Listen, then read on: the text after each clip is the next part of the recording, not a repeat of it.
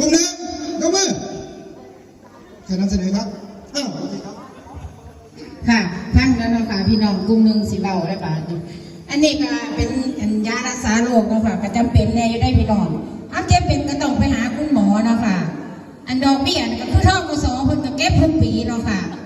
เพราะว่าใครก็มีดีท่อกสกูเบิ้ลเนาะค่ะอันค่ะอันนี้ก็ค่าเทอมลูกในแห้งจำเป็นได้พี่น้องเพราะว่าเฮาหาหน้ากินให้ลูกส่งลูกเรียนเพิ่นเรียนจบแล้วเพิ่นก็ต่อบุญแทนคุณพ่อแม่เนาะค่ะค่าอาหารทำมากินทุกมื้อเนาะค่ะอาหารจำเป็นคือกันเด้อค่ะ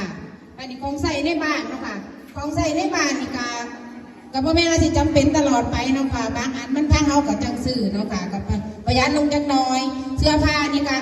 จำเป็นแน่เฉพาะย่ายก็ใครเห็นงามๆก็อยากซื้อเด้อค่ะปุ๋ยเคมีเฮาก็ใส่เข่าเนาะค่ะใส่อ้อยใส่มันเนาะค่ะยาฆ่าแมลงเนาะค่ะอันนี้ก็จำเป็นเนี่ยอยู่ค่ะเพราะว่าปลูกอ้อยเป็นประจำคุณยายก็ได้แต่ว่าค่าหวยหรือค่าเหล้าบุหรี่นี่ค่ะ